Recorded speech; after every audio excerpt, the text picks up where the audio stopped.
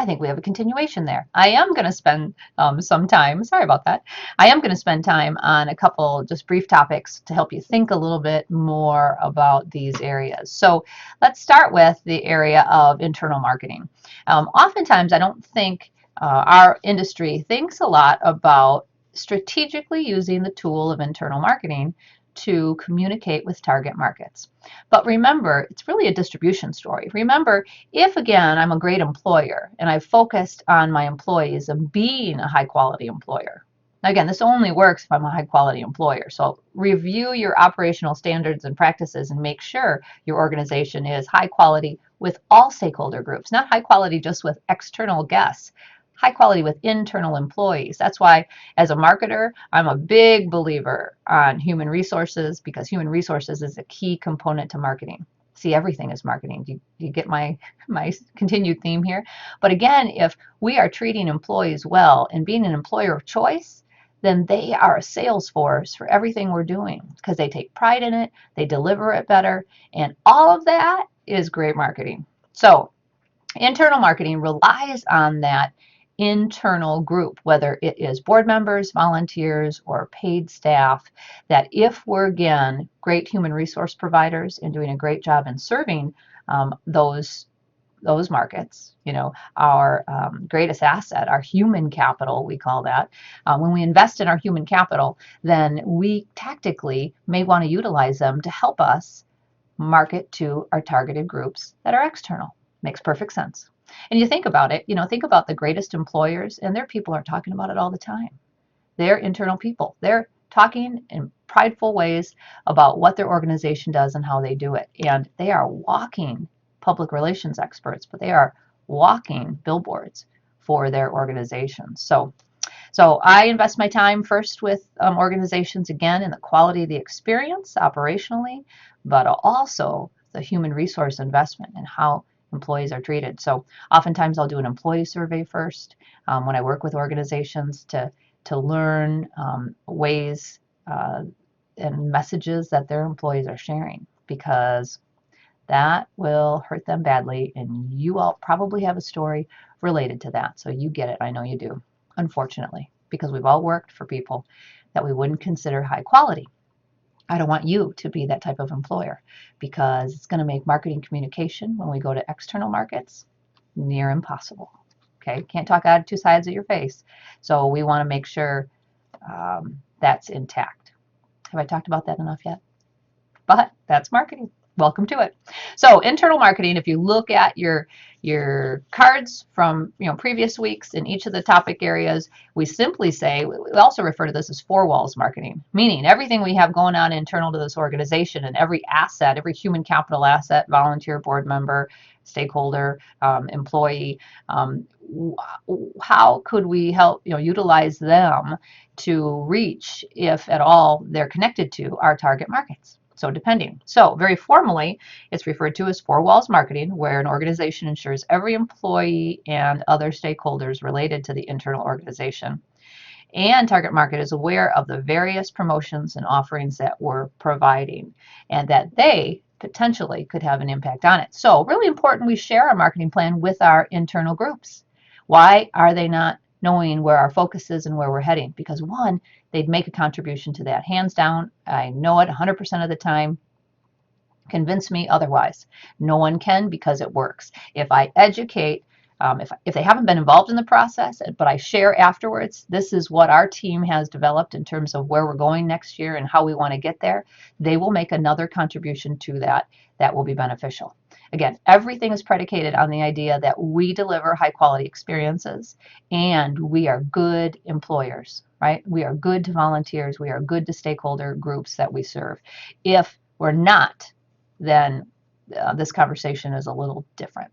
Okay, so with that internal marketing, what can we do? Well, it's everything from utilizing our other venues. Let's say we have 2 restaurants, or we have 2 hotels, or we have a sister property.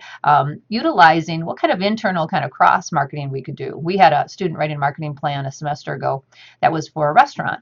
Well, it turns out their family had 6 other restaurants in the area, and they were doing absolutely zero cross marketing. or cross communication amongst organizations. So even within their employees alone, just think about the employee as a potential market to come to other properties. But more specifically, do they even know about those other properties and what we could do? But even in the lobby areas, as people wait because they were popular restaurants, but not all the time, but when they had waits, what about a marketing display or piece internal into the four walls that promoted the other places? Because I think they were missing a big opportunity, a simple little tactic like that. But I go back to how much did their employees know about what they could do? And did they do things like 25% discount at their other properties, including the one that they are employed at or volunteer at? Encouraging the employee might be the target market you pursue. And again, you might put boundaries on that. It's not going to be a Friday and Saturday night that you're allowed to use that 25% off, but you certainly can on Monday, Tuesday, Wednesday, and Thursday between these hours. It doesn't mean the type of offer we make has to be unlimited. We have to start thinking about what else could we do? What kind of promotion could we create, right, to help leverage that? And just because I'm going to do this 25% off now for all my internal stakeholder groups at my property or others doesn't mean they know about it. So how am I going to communicate that offer to them in a meaningful way so they utilize it? So again, it has to be a meaningful offer if I'm going to do some type of promotion with this target market, but it also has to be incredibly well communicated so they know, are aware, and use it. Now, having said that, that's one idea of what we could do. I really like with tying in social media and internal marketing of asking and providing resources to get our internal markets to share our messages with their people. All the people they have on their social media, especially if I'm targeting, let's say, the 20-something market, then I'm going to target my 20-something employees and volunteers and other stakeholders to reach out to those markets with these messages if they're willing. So again, if I'm a really great employer of choice, guess what? They're going to be more willing than if I'm not an employer of choice. And if I treat them badly, then actually they could harm the message because their message is pretty believable when they work for us, right? So if they are sending something out promoting our offerings and what we're doing and very proud of that, then credibility, right? People are going to believe the message. And we know from last time that 86% of that message is going to be believed by the people that they're connected to. So I want you to really think hard and long about internal types of marketing ideas. How can we distribute what we're doing through this really great employee workforce volunteer base that we have engaged and spend a lot of time with to help the message continue to get shared to our target market in a meaningful, reliable, valid way. So internal marketing, a whole bunch more ideas in the book and on there, but I'm going to plant that seed. We don't do enough with this one, and I want you to really think about it. It's a powerful, powerful tool, and think about that. Second one that is one of the hottest topics in recent times, and we used to call it more community relations, but now kind of the buzzword is cause-related marketing. That certainly we've seen, and I've mentioned it several times throughout the semester, but we've seen organizations really tap into wanting to be philanthropically oriented organizations and show their employees and or their external guests more often that they are good stewards, that they are good community members, and hey, like and buy from us because we're good people and we get that volunteerism is important and giving back is important, etc.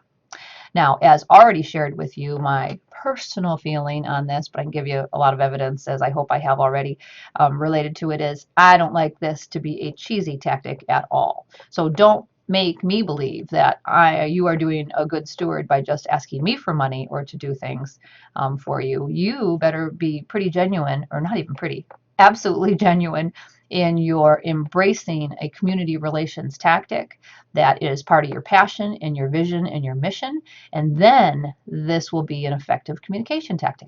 If it's not part of that and you're doing it just to do it because it's a hot thing, then that will fail. It'll ultimately fail, and it needs to be part of who you are if you're going to use any of these tactics, but this one in particular. So one of early examples that actually I put in the book, that it was one of my absolute favorite community relations examples, and it was a large community recreation organization like a YMCA, but not related to the city. And they actually, he allowed his management employees, so 20 something of the managers were allowed up to 5 hours a week or month, sorry, 5 hours a month to volunteer in their community on some type of board or organization. So they got to pick it, the employee got to pick it, and they certainly didn't want 5 employees picking the same organization. So they had strategy related to it. Like, out of all the things we could do, you want to be on the board, or do you want to serve or volunteer for the Red Cross, or do you want to volunteer for the Knights of Columbus, or do you want to volunteer for the Rotary or the Chamber or this event, this other nonprofit event that happens in our community. You got to pick it, and it was, I think, brilliant. And it allowed those employees, more importantly, he measured the impact. And at the end of the year, took a look at what everybody had served, or the number of hours they served, the kind of connections they made. But they did it really for the right reason. People got to pick, so it was about their passion and reason. The organization backed it up and said, hey, we're going to give you the time to do it, because it's really important to us, not only that we're good community people, but that we look at how being good community people are good business decisions too. It doesn't, it can be all that wrapped together. When they measured it the first year and found that they got $75,000 more business that year as a result of that service on those boards. So aside from all the good community relations and relationships, remember that's the word for the next couple weeks, it's all about relationships. And we know that, but how good are we at developing those? So I want you to really think about community relations or cause-related marketing, and what organizations do you partner with, do you match up with, whether you're hosting a Red Cross blood drive at your location and providing a service to them that way, or allowing boards to meet free of charge, in your facility, to your service and your staff service on those boards and organizations, and how you support them, giving them resources to do that, whether it's time, whether it's money, whether it's tools or things they might need to do it. And I would look at all employees in this regard. Again, volunteerism, we know from the research, is a powerful, powerful tool for people, in terms of feeling good and feeling worthwhile and worthy, and really balancing people's lives, making them more productive. And you as an employer investing in that is a great thing. So we see more and more of our organizations, and we have some new research coming out related to that, but more and more organizations creating policies and standards about allowing employees to do that. But this is a strategic decision too. It's not just, oh, let's all feel good, let's just do it. We want to do things for the right business reason too. And how we go about that is fascinating. So cause-related marketing, it's going to be its own major one day. I know it. It's so powerful, and but we're still so new at it. This is like the hot new thing, right? So don't forget about the card and some ideas. And again, don't limit yourself to these ideas. This is designed just to get you started in thinking. So awesome relationship-oriented things, internal marketing, community, cause-related marketing, powerful, powerful. Keep brainstorming those ideas, but I want to talk some today about public relations specifically. And this is kind of the old guy. Public relations has been around forever, and not forever, but you know what I mean, I hope. But public relations, as we mentioned last time even, is that kind of free media attention, or free attention you get from media and non-media sources. But it's because we've done something strategic and applied, and it's gotten us positive attention. We're not talking about negative attention here. That's crisis communication that our text certainly talks about. And we could, again, spend weeks and weeks on that topic alone. But we're talking about positive attention, and how can we do, and how can we do things to do that? So know that your card, again, has a bunch of ideas, not limited to this, but I want to talk about kind of formal media relationship building today, that aspect of it, because again, as a organization in our industry, I don't think, my bias, especially not for the big guys, the big, huge corporate, they have strong media connections, relationships, because they have full-time PR staffs, or they're hiring professionals. But for the 2/3 of the rest of us, or 80%, 90% of the rest of us, we don't really embrace public relations, because it's going to take an investment of relationship building. And gosh, sometimes I think it just feels easier if we just hurry up and do a coupon and we think we've done something. This is going to take an investment, and we don't want to not think about this tool and how we do it. So it comes in various ways. So let's talk about it some more today and plant the seed about public relations. Your outcome for this week is to actually write a press release. And that press release is like a resume. It's a formatted, there's an acceptable design of how it should look, with some personality in it, just like your resume. Resume, if you think about it, there's, functional and chronological resumes, and those are the templates.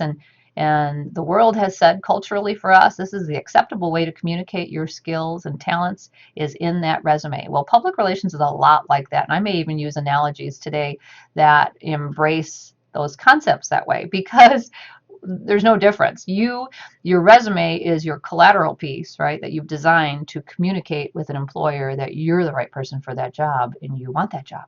Well, it's really no different here. All our collateral is the same thing. It's we're the organization, though, and we're given that to certain people to try and get them to come. So, but the analogy under public relations to me really is direct. Press release is that format to document that we're going to communicate what we're doing.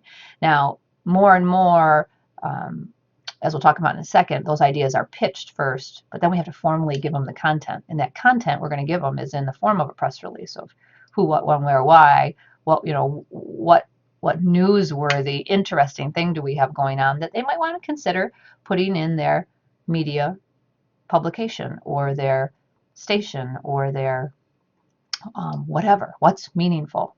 So it's funny, just this last week, I've been working with the National Cherry Festival, and I had a chance to do 3 interviews in local radio and television stations. And so timing is well suited for me to talk about public relations, because it's an area that I just am fascinated by, because again, didn't do a great job with it early in my career, but now I see every day that we have to find those meaningful stories in what we do and give them something to talk about. And we've got it. Just dig deep and get it. So public relations, positive attention. Let's spend some time on it. Here we go. So we've already talked about those other areas from last time. So let's get going. Public relations, again, communication tool designed to give us positive attention, as already shared, most often through the media, but use that term loosely. It's really through any channel that connects to other channels, and again, online channels, static channels, magazines, other publications, but who is finding things that they want to share with other people? And I want our message to be the message that they share with other people.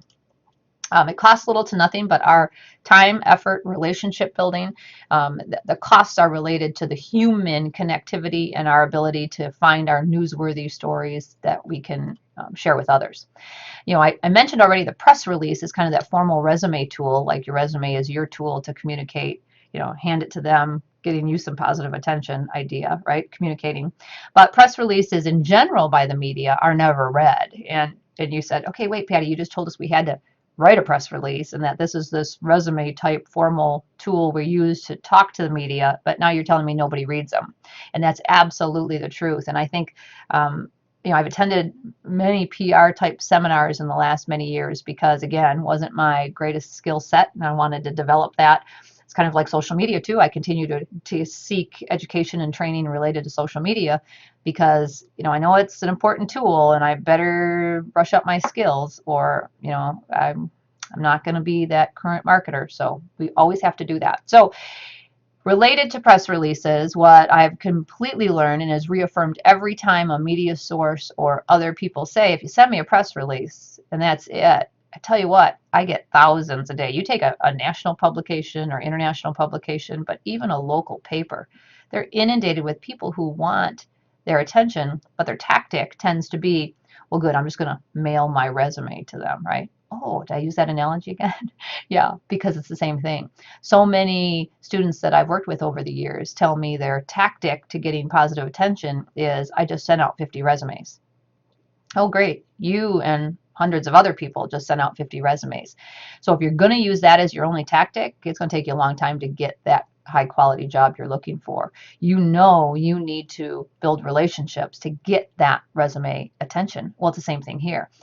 Me sending out 50 press releases isn't going to do anything unless I'm willing to build relationships and get my press release some attention.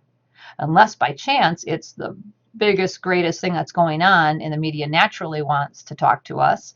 But that's a pretty rare thing. So I've got to figure out a creative, interesting, valuable way to get attention for the kinds of stories I believe their readership and the people watching them are going to be interested in. Because, and I'll highlight this in a second, we need to be like them and think like them if you expect to get attention from them, right? So again, just like we're always putting our hat on to be like our target market, so we think better about them, now we've got another hat on this time that we'll talk about some more. So let me just go back to that resume example again. If you wanted positive attention and you just sent out 50 resumes, I'm thinking you're not going to get a lot of attention. If you worked that relationship and called that employer ahead of time, found out what they were looking for, made sure you were a good match, you customized that cover letter, you followed up like you said you were going to, and then you followed up after you sent your resume, you're going to get more attention, hands down. And embarrassingly, we don't have a lot of people doing that and using that kind of relationship building tactic. But if you want to work for this employer, boy, you got to do something else than think your resume is going to stand alone. Well, it's the same thing here. If I want media attention, I'm going to have to do other things than just send them a press release. Like that might be enough. Now, I might get lucky and it might be enough sometimes, but the majority of the time I'm going to be wasting my time, spending all of that time writing those if I'm not going to do things to follow up. You are going to be wasting your time if you just send out your resume and you don't follow up, or you don't, again, make sure it's a win-win kind of story. Like, are they even looking for someone like you as an employee? Well, is this organization even interested in my kind of story from my organization? Is that media outlet the right place for this, story or outlet? I was serving on a board, a national board, and they did MBO, which was management by objectives, right? So the staff, the paid staff, had to report to the board and tell what they've done this last quarter, that we could say, congratulations, you did a good job, and yes, you're going to get your bonus this quarter. And I'll never forget this moment because it's many years ago now, but I'm sitting around the table as a board member and I'm listening to each manager present, and the director of marketing got up there and said one of the things that she shared was that she had sent out 25 press releases this last quarter. And the board politely claps, and I go like this. I raise my hand, and they go, Patty. And I said, hey, tell me what happened to those 25 press releases. I don't want to know that you just tactically did something. I want to know what the outcome was as a result of you doing something. So same thing with the job search. You can come and tell me you sent out 50 resumes, and I'm going to say, great job. Now tell me what happened to those 50 resumes. Tell me if you got a phone call. Tell me if you followed up with anybody. Tell me what kind of action you took. That alone is not enough. So remember this analogy because it's so directly relevant to what you're doing. It's the same thing here. If you just sent out that press release, I kind of say, who cares? Who cares you sent it out? Tell me if we got any media attention. So when I asked that question, I said, did we get any attention? Did anybody think that was a newsworthy story that they decided to publish it? Well, further then, she shared, well, we actually got 6 mentions, in XYZ publications. And my question was, let's see those. I almost really don't care that you sent out 25. I mean, I do, but I don't. I really want to see what kind of positive attention did you get for our organization. And now I'm going to reward you with your bonus. If you sent out 50 and got no attention, or 25 and got no attention, we're going to have a different discussion than we are if you sent out 25 and got attention from 25. So remember that most are never read, just like most resumes are never read, or we know from the research, your resume gets 3 to 5 seconds of attention. That's it. And that is maybe a good rule of thumb here. First of all, maybe they're never opened or looked at, but if they are, boy, I got to get them quick, and we'll relate that to our message for today. So we need to, we have to have the tool. We have to have writing ability, and we have to be able to share our story in some type of written form. Now, again, just like with jobs, we want to talk to that employer ahead of time to make sure what I'm going to give them is meaningful and appropriate. Well, same thing in public relations. I'm going to talk to that media outlet, whether it's email or by phone or by face to face, to make sure what I'm going to send them is appropriate and worthy and something they're interested in. So, the way I'm going to write it is to think I want someone to read this from beginning to end, it to be a compelling story about our organization or the people within it or the things we have going on, that people get excited about reading it. Because think about how many times you pick up any publication. Think about your homepage on your computer and it's all the news and information, and you're looking at headline, headline, headline, waiting for a story to grab your attention. Then you click on it and you keep reading. You look at a newspaper, you look at a magazine, it's the same thing. We're flipping, flipping, flipping because we're inundated with messages every day. So we want to be that compelling story that not only gets their attention, that is so well written and interesting that they read it or they're watching it and they're like, oh, wow, that's cool. Think about social media, all the storylines built and the content built in social media. Interesting, valuable stories. That's why, again, social media is an outlet for our PR types of efforts, especially because we own the media in that case. But let's think about it this way. So, public relations job, and our job is to sell our idea, pitch our concept, our story, our newsworthy thing to a reporter, an editor, an owner, whoever's responsible for that media. Even if I want to do some cross marketing with another organization in our industry, I got to pitch the idea to say, hey, you want it, this could be an interesting story. We do this together, but we get to promote our organization through their social channels, kind of idea. So our idea is to get that reporter editor to want to share information for free about what we're doing to the targeted audience. Always keep in mind, I better be talking to the right channels of media organizations that relate to our target audience we're going after. I'm not talking about just because I know someone at MLive, I go to MLive. If MLive doesn't have the target audience reading or watching or listening, to their efforts, then that doesn't make any sense for us to go after that. Just because we can doesn't mean we should. Remember that. Just because we can doesn't mean we should. Go after the ones that are going to produce an effect, not just something that we can check off and go, oh, we got attention, but it's not even towards our target market. So remember that.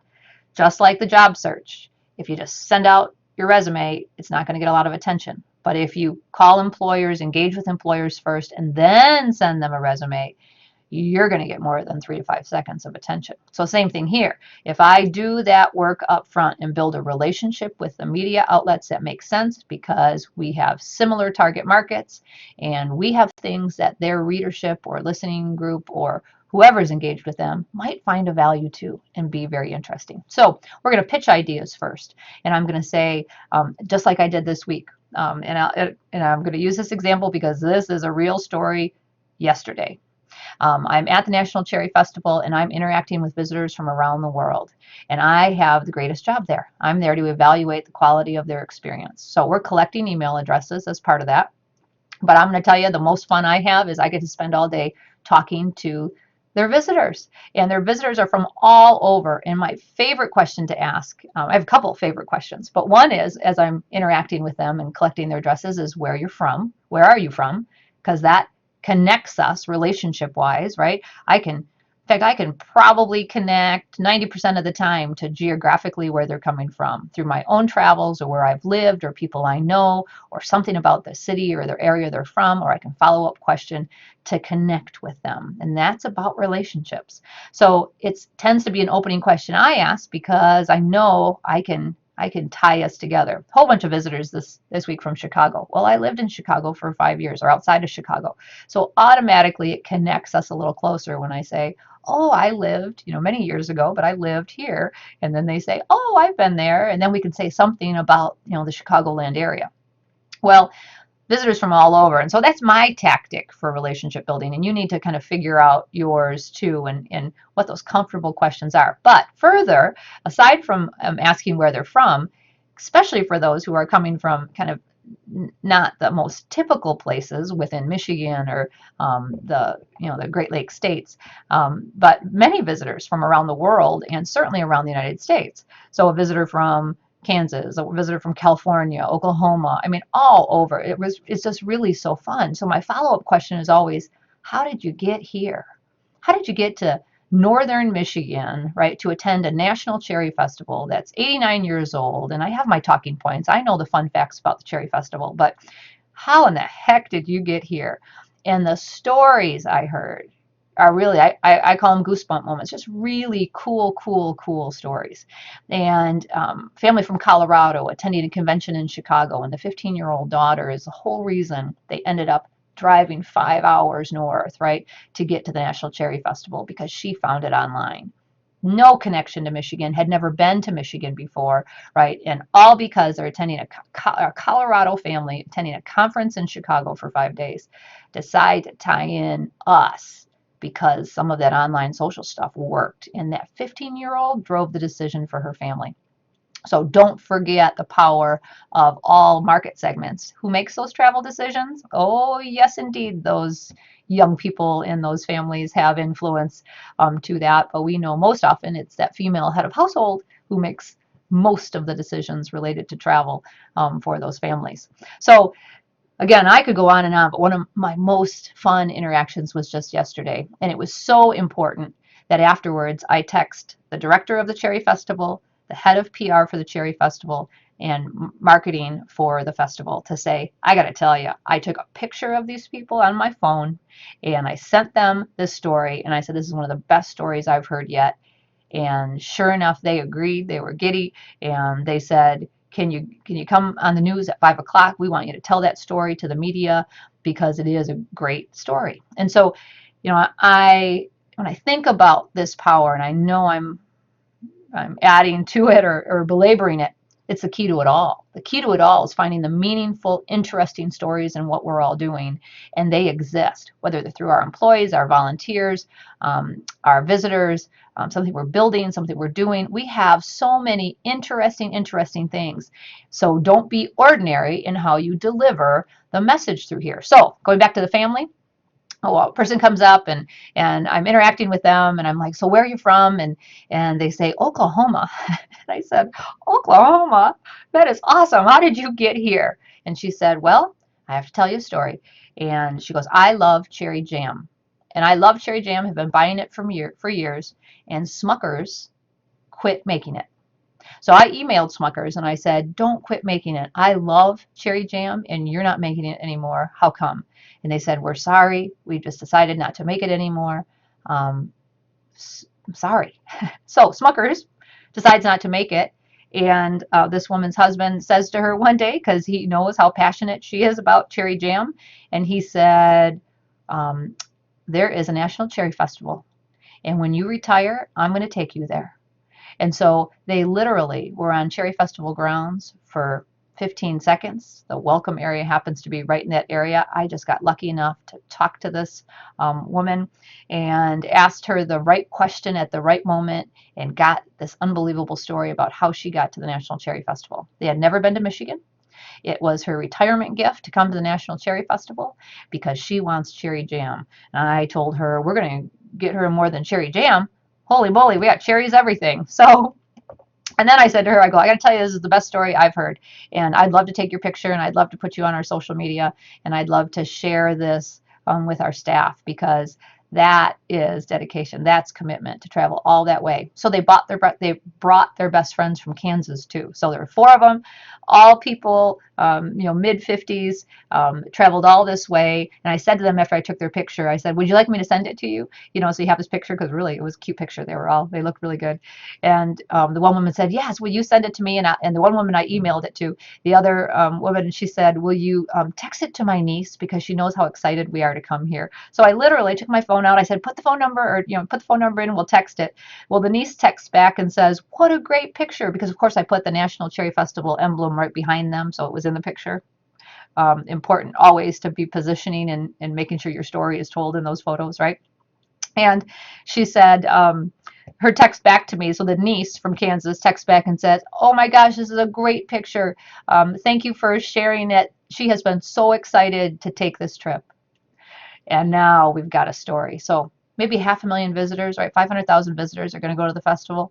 But we've isolated one interesting story that, again, the professional staff of the Cherry Festival said, oh yeah, that's a good one. Will you share it on media? Because they're going to want to know this story. And people want to know, how do people get to Traverse City, Michigan and the National Cherry Festival? And thankful that she shared that story. But I'm also reminded every day, if I don't ask the question, I don't get a response. I don't learn the story. So I think sometimes I've been very lucky because I'm pretty nosy. I'm pretty interested, really passionately interested about people's story, how they get to us, how they heard of us, um, what makes it a good experience for them or not. Those are the common questions I'm asking all week long of the visitors there, of saying, hey, what's your high and low?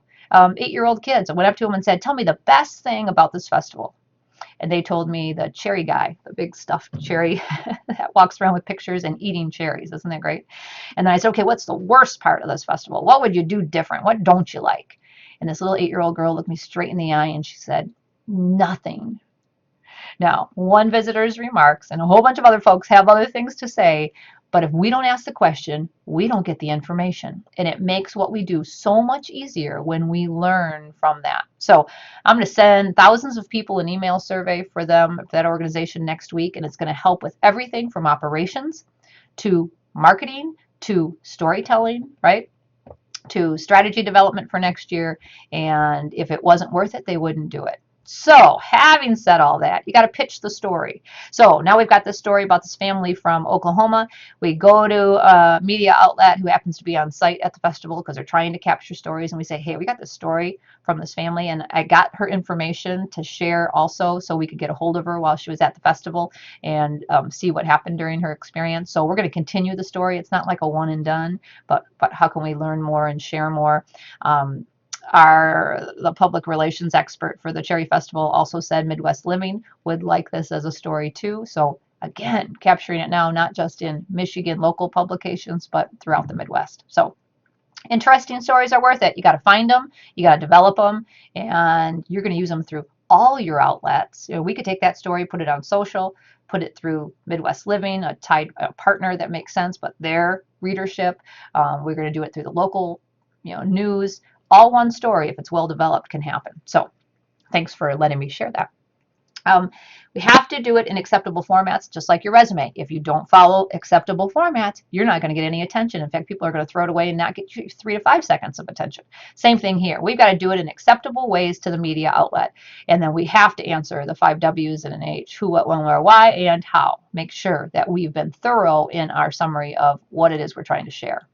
So press release formats we know are quite standard. Here's an example of you're going to see a logo from the organization on it. You're going to see contact information of who is the person to contact in all of the right ways: email, phone, cell preferably, so they get direct contact.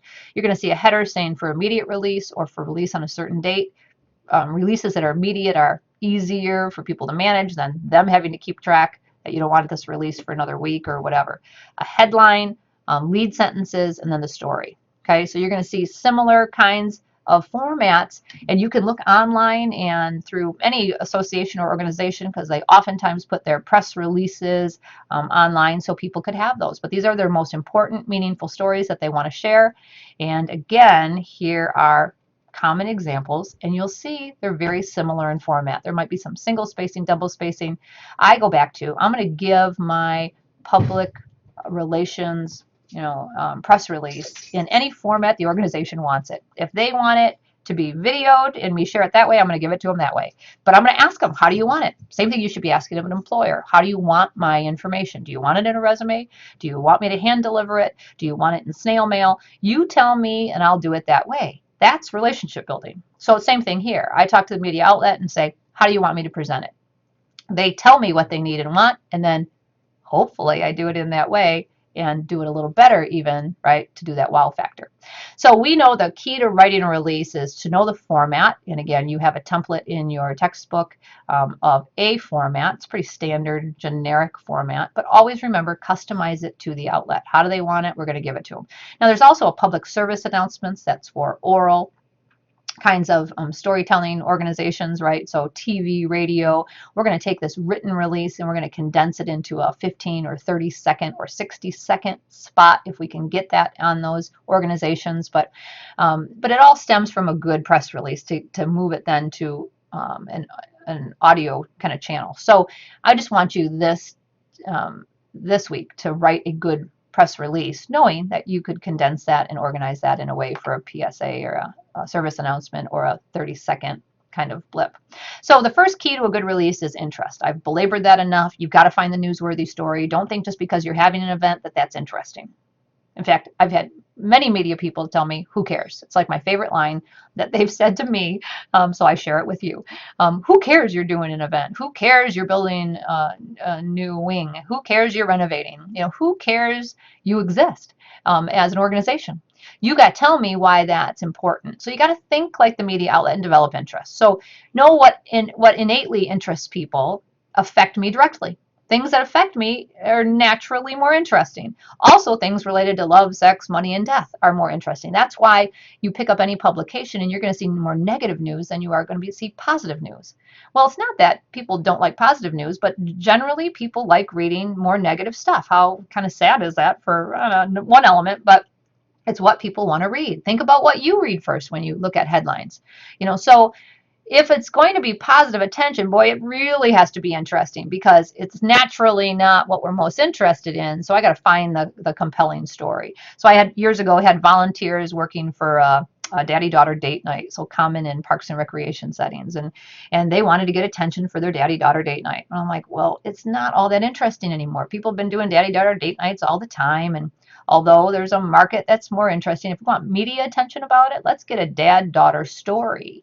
So one of the stories we found in that daddy-daughter date night was a dad and daughter who used to go when she was little to the daddy-daughter date night for years until she got to an age that she looked at her dad and she said, I'm not going to daddy-daughter date night, that dance with all the elementary age kids anymore. And he said, okay, then let's volunteer there. So they went on to volunteer. So she was now 18 years of age. She had gone to daddy-daughter date night for her 4 or 5 years, and then she'd been volunteering with her dad. And so they continued to go out to dinner, and spend that day just them. And I loved that story. You add the fact that her dad was struggling with an illness, and we ended up not even using that part of the story because the story itself was just powerful, showing how a dad and daughter stay connected, how they've done this over a long period of time, over 10 years, and how their role became different. But the outcome was stronger relationship, a chance, an excuse to go do that. And just because formal event wasn't done, they still needed their support. So again, find the story in the story, and now you're going to have something newsworthy. So find things that are interesting, important, informative, unusual, conflicts, surprises, cool things for all of our content. And we're going to make sure we communicate that in the lead of our release. So it's that headline lead, first few sentences that are key. And think about it. What do you read? You read a headline. If it doesn't grab your attention, you don't keep going. And maybe the headline gets you, and so you start reading the first few sentences, but if the first few sentences don't get you, you're done. So you and I do that all the time too. So we've got to make sure the way we write it is as good form as we can give to that outlet. So a perfect world is they take our release and they put it in because we've written it well, we've done a good headline and lead, we've tied it into their audience, and we've done a good job communicating. So second case is they massage that, right? And they have to do some tweaking, but that takes their time and energy. And so the better we are up front, the better they are, saves them time and energy. The worst thing is they look at it, it's not interesting, and again, it doesn't even get used. So the lead becomes key. First few sentences should be interesting, gives the reader a sense or mood of the piece. Length is the enemy of interest here, but you've got to develop it enough to be meaningful. So again, think like the target audience, think like the publication or the outlet you're trying to communicate it in. And here's the same event for Tourism Cares nationally, and how all different media outlets took that press release I showed you earlier and had a headline or lead sentence. And just take a few minutes to see the difference. All New York publications, New York City publications, largest tourism volunteer program, New York City to host Tourism Cares, Tourism Cares return to New York for 10-year anniversary. They all took a twist on the story, and nobody really published it the same way, but they got a lot of attention from that release, and the outlet twisted again to make more meaningful headline lead sentence, all from the same press release. So it always amazes me how outlets do that. But again, our goal is to write it so well and so interesting and creative and storytelling that the publication goes, oh, what a great story. We're just going to use that like this. So there's some samples. Take a look further if you'd like. It's in the PowerPoint too. So the second key, once we have that headline, lead, story, first we develop the concept or the storyline, then we have a headline and lead story. The second key after we find that interest is clarity. Very clear, vivid, right? Descriptive. You can smell, you can feel, you can hear. You got to create that image in people's minds. And typically, again, we're not public relations experts. We're not journalism majors. We're not we haven't been trained to do that. But for many of us in our field, we have to learn to do that because we can't afford to hire that marketing or PR firm to do it for us, right? And even if our organization does, we're from this big corporate organization and we have a corporate brand on our side of our building, it still doesn't mean that there's a local PR effort going on. So this is an area that again, I know I keep talking about it this way, but I would absolutely be building this into my marketing communication plan as one of the tactics we're going to use across channels to communicate. But we want to not use a lot of jargon, unfamiliar words. Our industry, like many, has a lot of acronyms for things and common things to internal us, but not external world. So we want to simplify the writing. Clarity, most publications will say, most press releases and things we read or watch are really written for a 6th to 8th grade education. Simple words, descriptive words though, right? But confusion is the enemy here. So we don't want to do anything that people won't understand. And to write something to a 6th or 7th grade level is not insulting. It's understandable. It's simple. It's vivid. It's clear. And so we don't want people to have to reread to understand what we've written. And this takes time. This takes effort. Good writers don't happen overnight. Good writers work at it time and time and time again. So who in your organization, has maybe a natural gift at writing, has real interest in developing writing, I'd be taking that staff member and I'd build that capacity to have them continue to help us with great writing and utilize their skills. And they may be a server in a restaurant or a housekeeper, right? Or they may be a programmer and doing events for us. But there are people who have better skills than others in the writing area, and maybe that's a way they can contribute to our organization, helping us write out what we did. And that content ends up on our website, ends up on our social media, right? Stuff we own, but it also ends out into outlets. And again, I can tag team. Someone could write the release and because they have a better writing skill, but I might have a better relationship skill that I can work with the media, or I can do the presenting in front of the television camera, etc.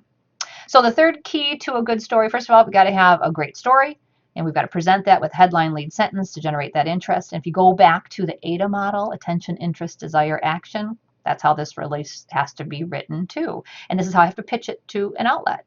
And again, if an outlet tells me, we're really not interested, then I'm going to say, gosh, what in that story might be interesting to you? Can I get the content twisted so there's something of meaning to them?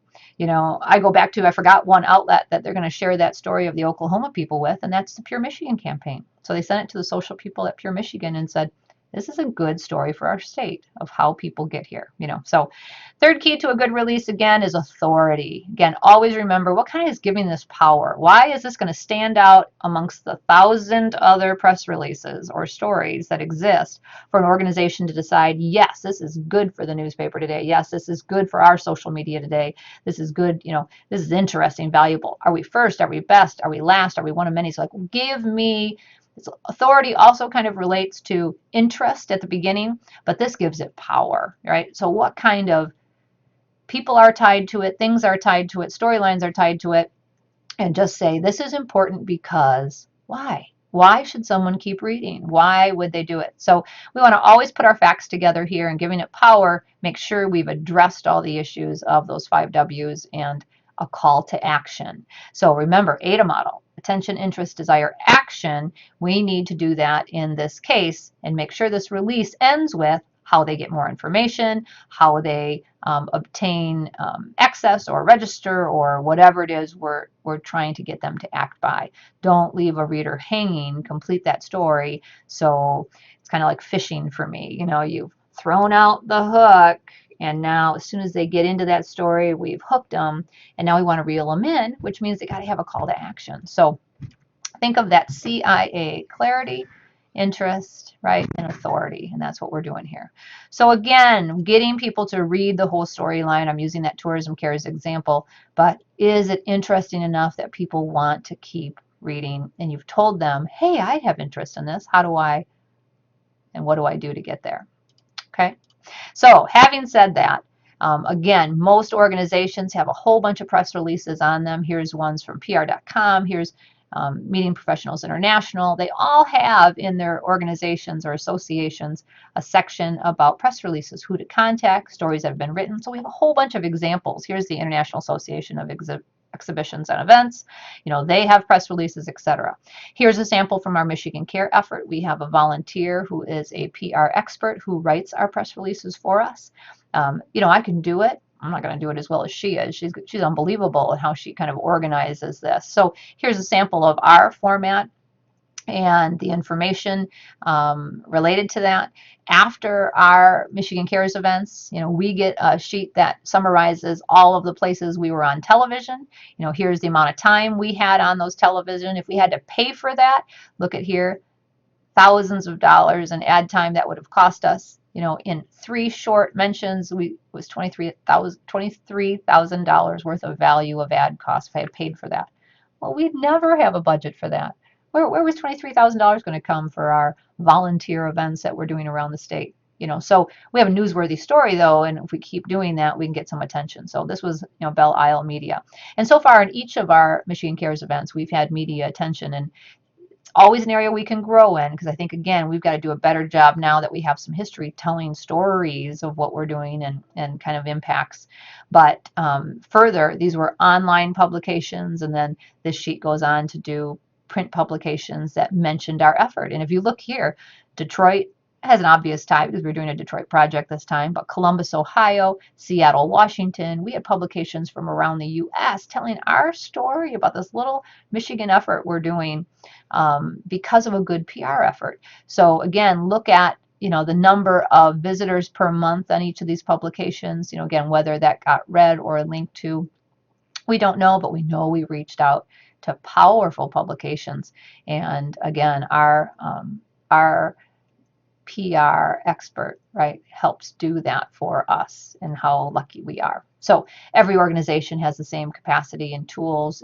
It's relationship building, asking for help, knowing this is an important part of the marketing communication plan, dedicating time to it, because it's free attention again. So I'm not having to find millions of dollars to do this. I'm trying to find newsworthy stories, asking good questions of the people we serve, employees, visitors, volunteers, embedded with cool stuff.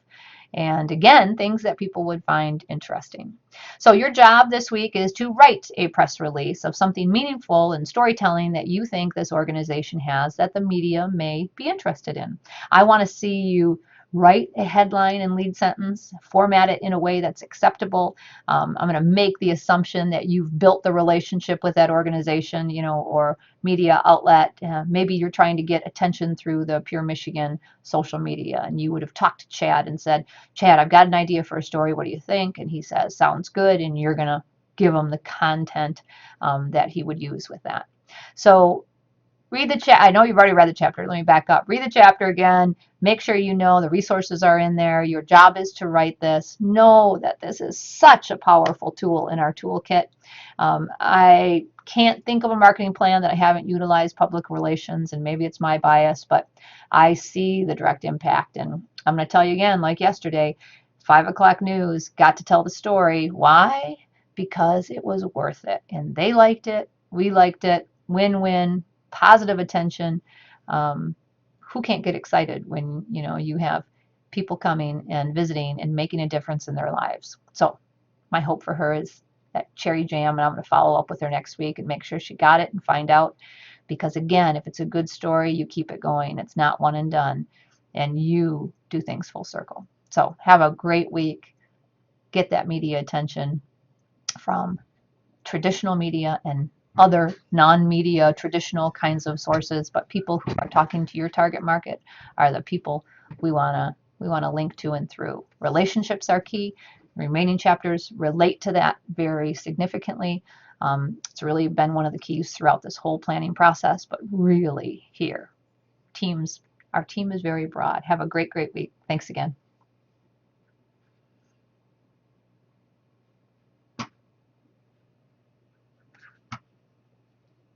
Guess what? I can't stop it, so we're just going to keep going.